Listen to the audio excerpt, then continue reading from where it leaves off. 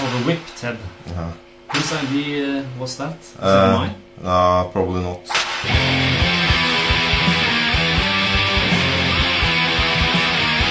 Maybe I thought of some persons that needed to be whipped. Okay, I was thinking, I was feeling so rotten at the time that, and the lyrics were so hard on myself, that the whip was for that. I don't even remember whose idea it was. I can't remember. What I can actually say is it pretty much destroyed the song, because later in the song we have a whip strike on every like snare drum on the parts, and I'm like, every time that happens and I listen to it, I was like, oh no, why? But why did we do it that way? Anyway, this drum beat is taken directly from, I think, the Antichrist song with Destruction, 1985, and no one ever noticed. I listened to that song yesterday actually. Hey, it's a small nerd, or a small world, that's others would put it. It has to be said, it's some years since I heard this album. And I heard it last week because I'm goody two shoes and wanted to read up on it, listen up on it. I remember you putting up your drum set when we came in studio to record Ravishing Dreamers, and the engineer was keeping an eye on you because he wondered what the hell this is going to be like, the drum kit. And you know, he waited out for some time, and then he suddenly had to ask you, are you really going to use this? It was, you had one cymbal that was cracked, and that's it. And your ride cymbal, of course. And probably just a floor tone. Well, I decided to do, on this album, the drumming on this album was supposed to be not my usual style of liveliness, but more or less following some sort of black metal ideal of simpleness, not doing anything fancy. Which leads me to the sound of this complete album, because it seems like the sound here works better with your more emotional riffs actually on this album, and on my black and roll stuff I don't think the sound goes too well. There's something that's not really communicating with the drums there, even though if I listen to the drums and analyze the drums here, it's nothing wrong at all, it's just basically what I wanted. But still something is not really working like it used to do, strangely enough, on the Under the Moon stuff, for instance. I think it's crazy sound, but it still works. It works better than this.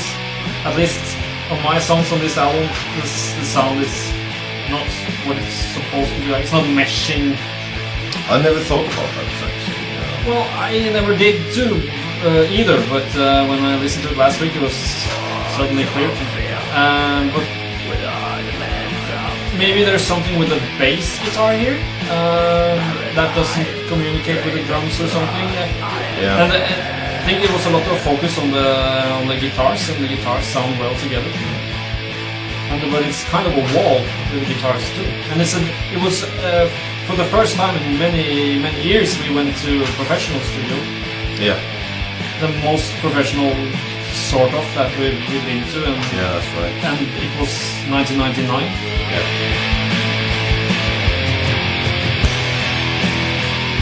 Yeah, this is I feel this album is like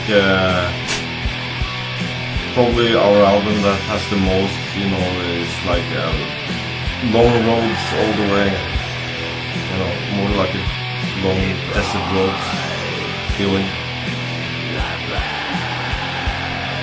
I agree. You have a lot of 3-4 bit riffs on this, which you actually didn't used to have before, like in... Oh yeah, but you started sort of... a lot of this style on your songs on this album can be heard on the Total Death album a little bit, but you did this way better on this album. And on this album I started the black and roll stuff, which will soon be heard. Yeah. I like the you know, we probably told them that we have the bass drum has to be like boom. Yeah, but it's, I don't know, it's I can analyze the drums here, for instance, right now, with the double bass, and I love the sound. But there's still something not communicating very directly with the guitars. There's a gap in between that hasn't been fulfilled. I don't know, but I still say this is album has way better sound split than a couple of other albums. Yeah, it's like the old traditional, more of the black metal. Okay, so this is my song. This is Fenris talking. Hi. This is the black and roll stuff, which we basically sort of were sniffing at this with Zephyrus. On Zephyrus did at least half of In the Shadow of the Horns song back in '91, and then in '92 did In the Deepest Foolish Pound, which also had some black and roll elements in it.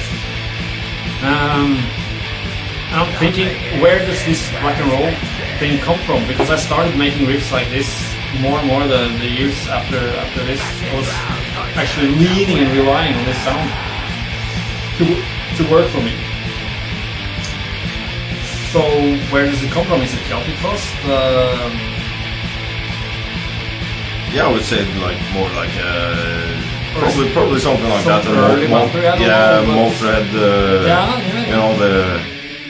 Because this is after when I did more songs like this, like in 2004, Geir Kolden started saying that Darkthrone was the Motorhead of black metal because of this sort of riffs here.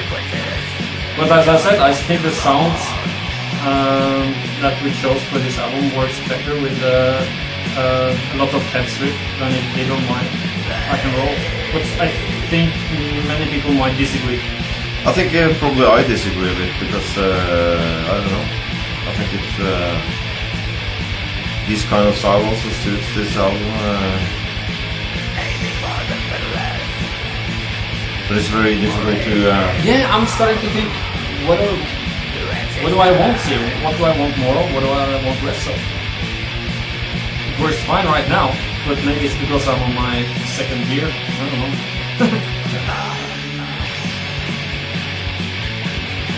Oh yeah, of course.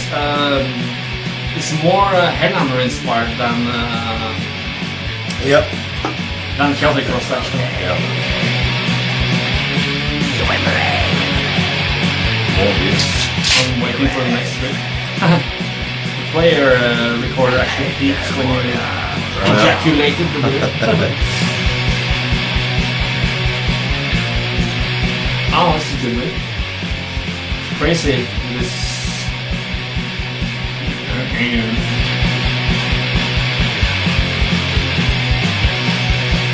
Yeah, definitely more Hellhammer style. I did just 2 songs on this album, and this is the most coherent one, the best one I did for this album. Now that's the Celtic Frost.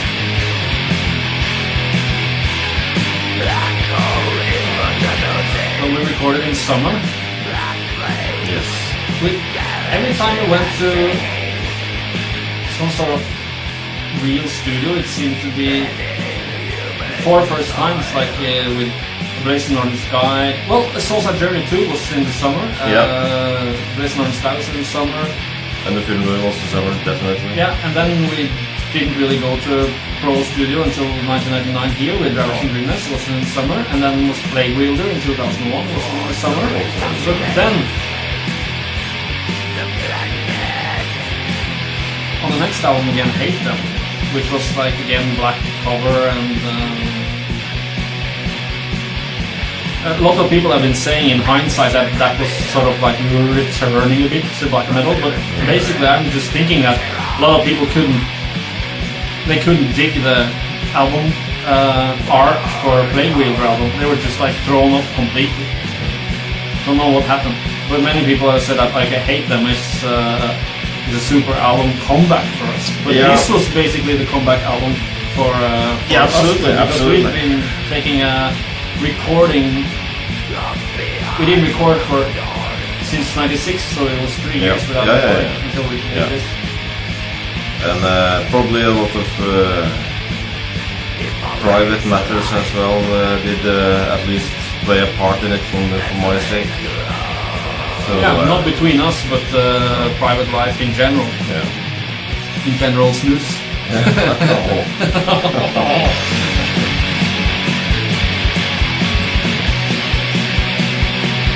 With this riff here, I thought I was taking big grande chances because the black metal scene in 1999 did not sound like this riff. It was more operatic. Oh yeah. And shit. Yeah. So now it's your song again. Can you talk about your song? Yeah, yeah. This I'm so excited now. No, it's Oh, this is a beautiful riff, but really emotional. yeah, It's a bit like what black metal sounds like in 99 more. yeah. But Maybe I just had in general sore feelings. I don't know. why would you? No, I didn't. I don't know. No, I'm actually this is one of the favorite riffs I have on this album, and it works so well with the drums for me. But you're saying that okay, my black and roll stuff works better with the sound. I think this is the sound that we needed for this riff. Yeah. And great vocals to it. Maybe I was depressed when making it because I was seeing that I was soon to be 30 years old. Maybe. I didn't know that was a barrier for you. No, it You know, this riff right here, I could never really understand it. No. Not even now after this recorded, I'm still going like, what? It's got some kind of strange... That's the problem, yeah, because I have, of course, some kind of, rhythm in my body, and when I make a riff, I know the rhythm, but I don't count as you drummers do, because you that's a count too killer much. riff. It's math, dude. And I suck at math, but Yeah. being a drummer, you just have to deal with the bars and everything.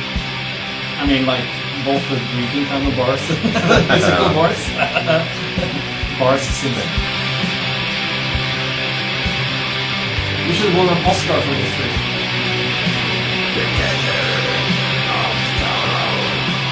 I remember I was looking, I don't usually see myself in mirrors, but I remember the day I was turning 30, I took a look in the mirror, and I said to myself, now you're 30. So fucking what? And then you made this song? Yeah. Okay. No, this was not, yeah, I think... Oh yeah, the Claws of Time, that's what it's called. This is more of the 3/4 riff again, like 1 2 3 1 2 3 1 2 3 1 2 3.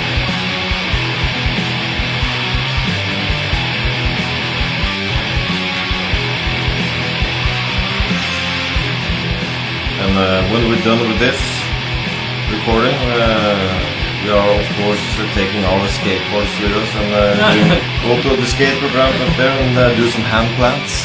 I don't even know what that is, dude. Let it go. It's probably the easiest way for me at least to break all my plans.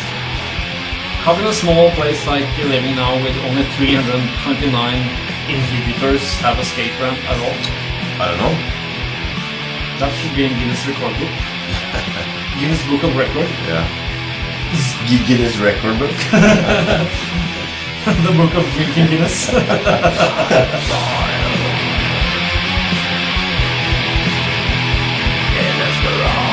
And it's just not like one riff you have in this 3/4 beat, it's many on this album also play with it. And that always throws me off because I'm thinking that's always like a death metal beat, because death metal was the first metal style that had a lot of 3/4 in it. So I was thinking when you showed me this at rehearsal before the album, we went to the studio, we rehearsed for this album, and then I was thinking, there's something reminding me of Immortal or something. I don't know. Because hell, this is secret.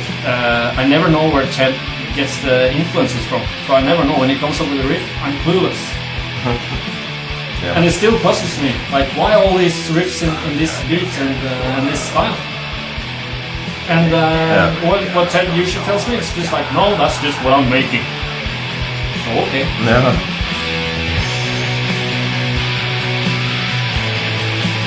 I don't know. It's like.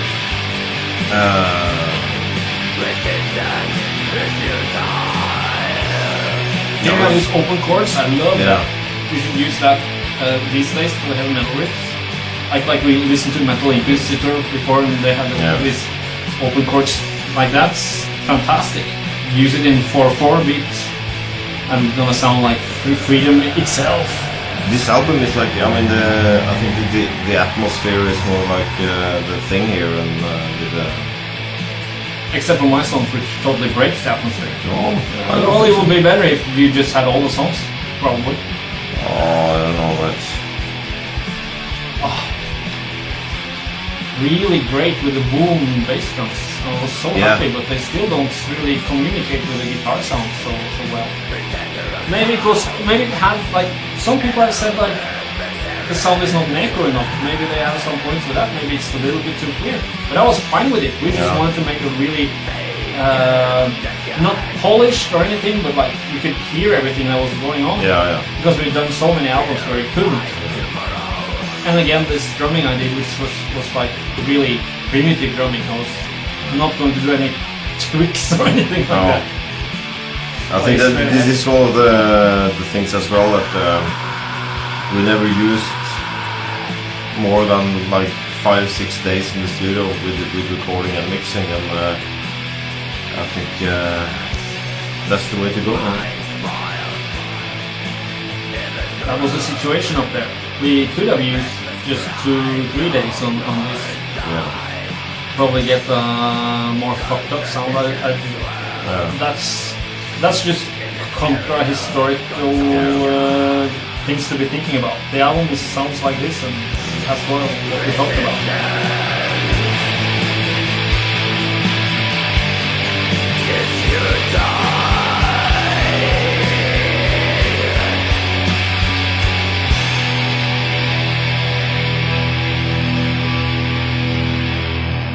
Oh, only 6 songs on the entire album, so that was side A. And now side B. And you never know what, when you go into like a professional studio like this, you're going to work with a new guy probably, and you never know what kind of things he are thinking about. What kind of microphones am I going to use for the bass drums now, or what do you know? So there's a lot of coincidence, and I think that's a good thing about being a recording artist, that you can actually let things happen by coincidence. And it will be more interesting if a lot of more bands do that. Take chances. I think that's the thing that metal is about. I don't even have a clue, so it's all chances with me. I have no clue. But did we bring any albums for the studio people that they should listen to and for this album, like we did for Under Funeral Moon? And I think we did actually on this album. But I can't remember what album that was. No, because you brought the album most likely. What the hell could that have been? Blood Fire Death. Well, I'm clueless if that's the most logical. Sting, I think.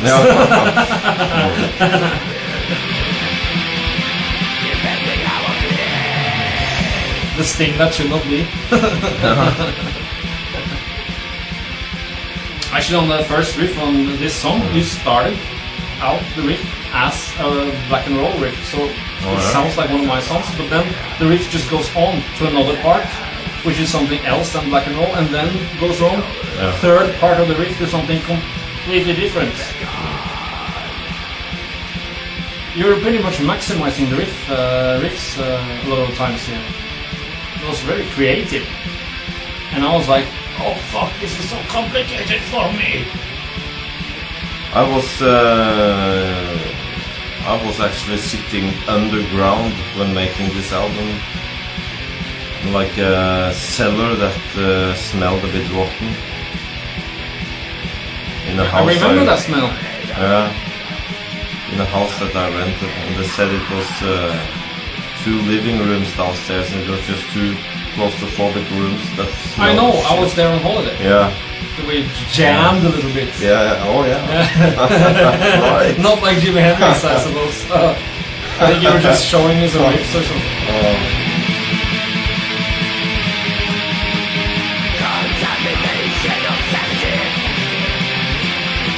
I think, you know, I've done some of this. Oh yeah. What's happening there? Complete change to another riff.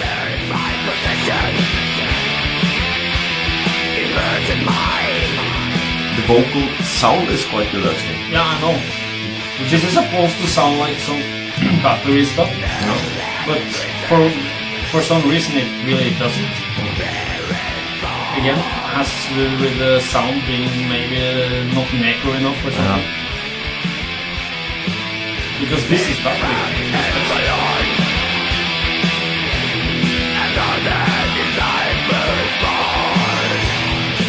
The sideburn spoils. I remember I had this, my old trusty Gibson Explorer used for 10 years. You know.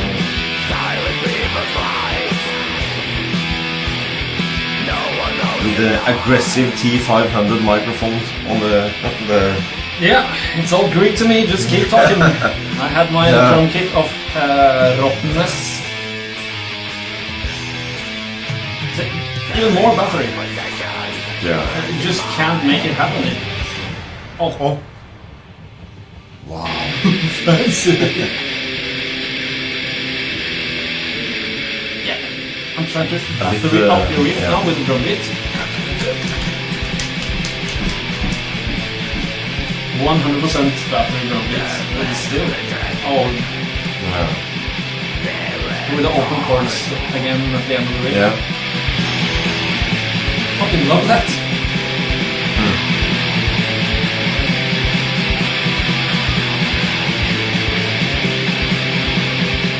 I never thought about that. You know what? I could never hear that at the rehearsals. I just listened to the final product and wow, I do all that open chord riff stuff. Love that.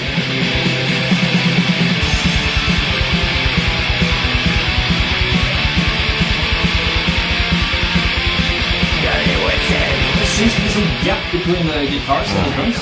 Like the bass doesn't really fit. Yeah.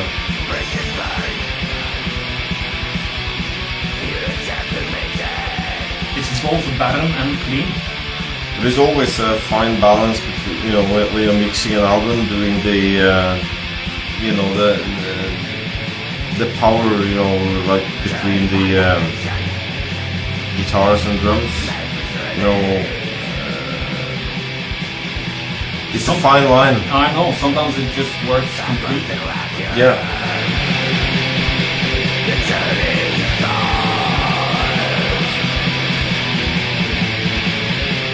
Oh, on this song we just fade in a very strange way.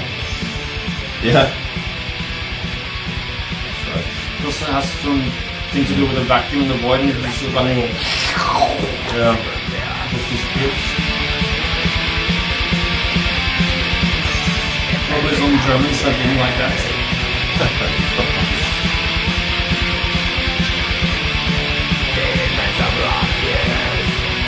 Yeah, I got an accusation once that we released Goat Lord album just because of that we're going to make money. Oh! Yeah, Goat Lord is the best-selling motherfucker ever. That's one of our best albums, like creation-wise, and how hungry we were actually hungry doing it. But we wanted to play primitive black metal, even though we were making the Goat Lord material. But Goat Lord is totally on this album. There you go. Yeah, there we go. And it was fun these days because this was also recorded with tapes, old tapes. Yeah, we used tapes. And you have to mix all the things live. So we all used to stand there with our fingers.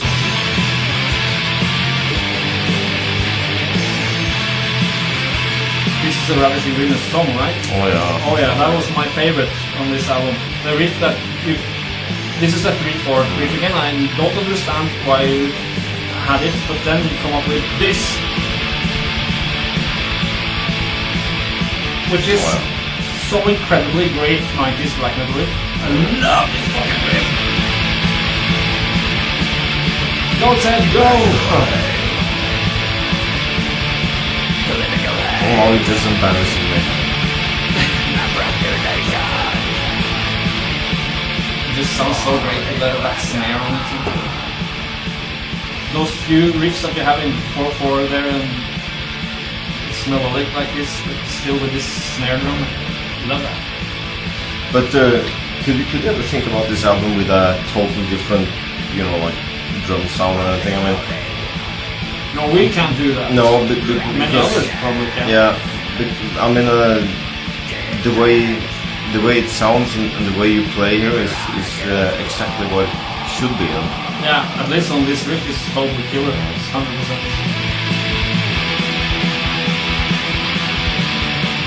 Oh, the bass would go higher now. Yeah, I know. This is no, yeah, I'm probably playing a different bass line or something. Yeah, because you changed between an octave lower.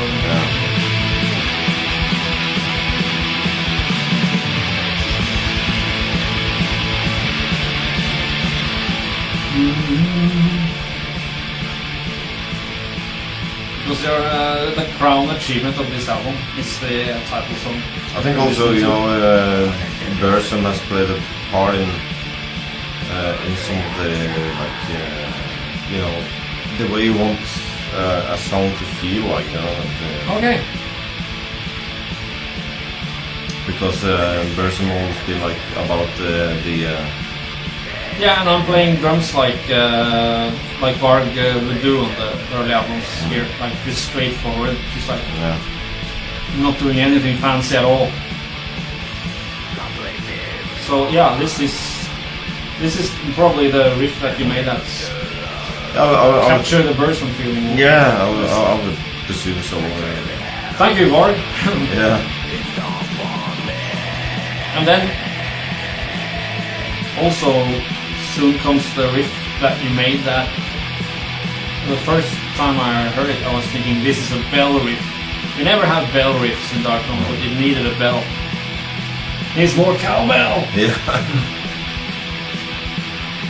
But what's funny, and I was thinking you should see the part now or soon when that riff starts. I can't hear the start of the riffs, and that tells me there's something strange with the whole guitar recording. Check it out.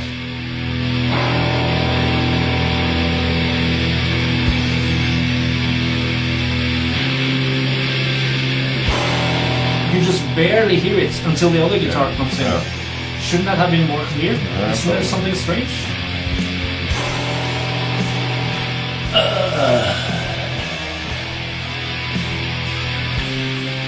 Fantastic song.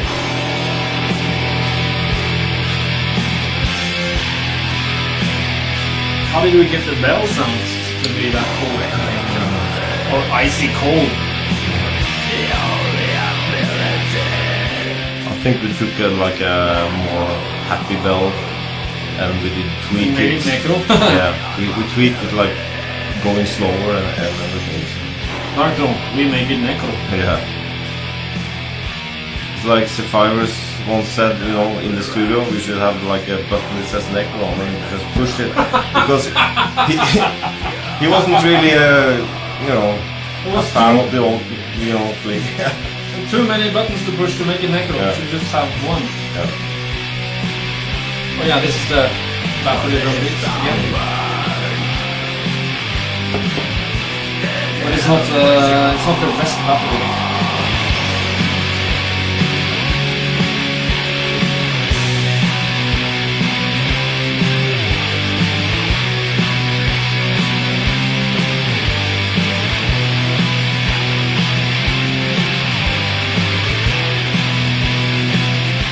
Just use 5 points.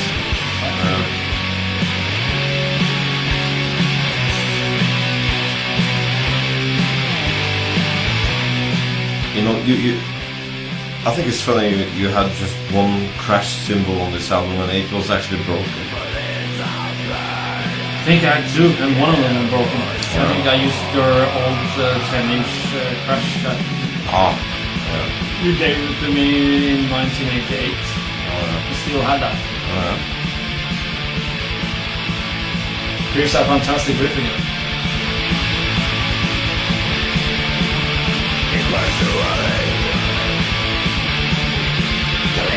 So throughout the years I've been hearing a lot of bands during the 90s, black metal stuff, inspired by,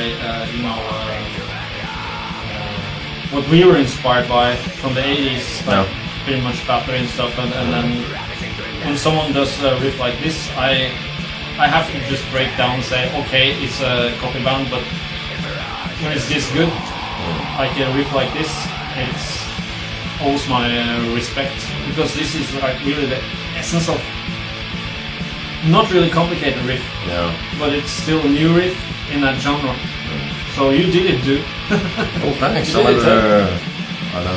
It's not easy to do this sort of riff without complicating the matter. I'm just... Check the battery. Oh yeah, okay. What we're going to do then? Let it roll. Yeah. Maybe we have to take the last song just like... We should take the... by itself. Is it possible to take the last song? Won't this recorder simply just shut down completely when the battery is full? Yeah, exactly. So this will be exciting, boys and girls. Will it be a live take? Or will we have to take the last song by itself in another take? Time will show. I think it probably will. It'll go all the way. Yeah.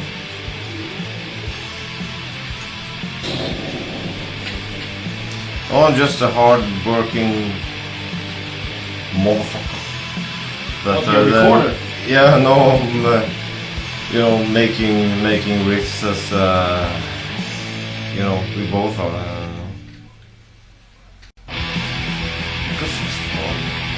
So, this song is mine. It's the last one. So I got 2 riffs that are functioning and another one that's not functioning. I don't know why we put it on. This is pretty much first battery style. When you can hear the riff, it's like the first battery.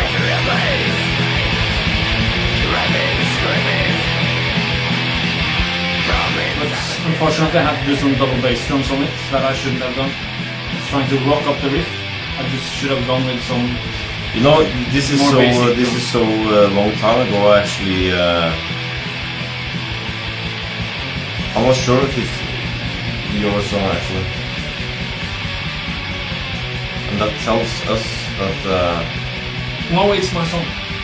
Really? I think so. No, wait. Kind of, I don't know. I think I had 2 songs on Ravishing and 1 song on Plague Weaver, so this must be my other song. And I think you just have probably 1 song on the song. Shit! Because this is actually sounding not like your typical kind Yeah. of riff. But We don't have the cover, we can't check this. No. We should have known this before starting to record. yeah, but it's so very battery, right? Yeah, but this is sort of... I could have... This is easily my kind of riff.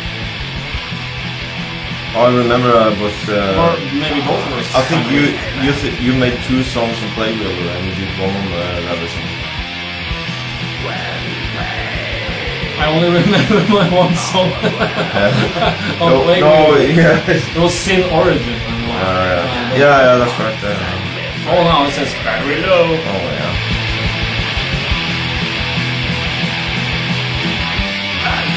As long as it doesn't erase our entire...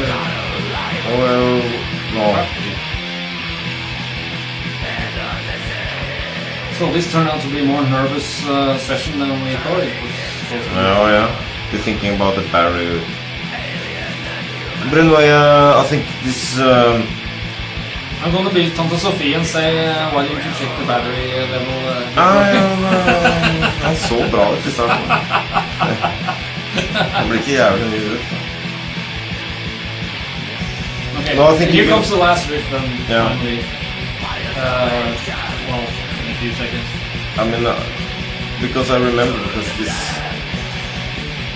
is probably, well, what I thought when we did this album and many years after, that this is actually the song and the lyric that represents Darkman very well in many ways. You know, it's like you gather the essence of what we used to do. You know? Yeah, Because the you know, abuse. yeah, I mean the lyrics on this one is It's shrouded in mystery and we won't reveal it. This part here. This sort of riff that we used to do back in the day, yeah. like early 90s. I don't understand. When I was listening to it, I was thinking, this is my song, why did I put this riff here? I should have put more rock and roll here. So it will be really interesting to see afterwards, boys and girls, when we go check the cover, Yeah. we will find out whose song this is. Yeah, Right now, I'm still thinking maybe it's mine, but I'm having doubts. Ted thinks it's his song. I could be fucking Fantastic. mistaken, you know? But what about this, like you said? Yeah. Is that typically me? Probably not. It's basically, that must have been inspired by some Blood Fire Death stuff. Okay, well, we made... I think we should do this more often, Tyler. Thanks. Thanks, man. Well, Plague Wheeler's up next. Yeah. So I guess we'll do that. And take another bus trip up here and I can deduct my bus ticket on the tax. Bye-bye!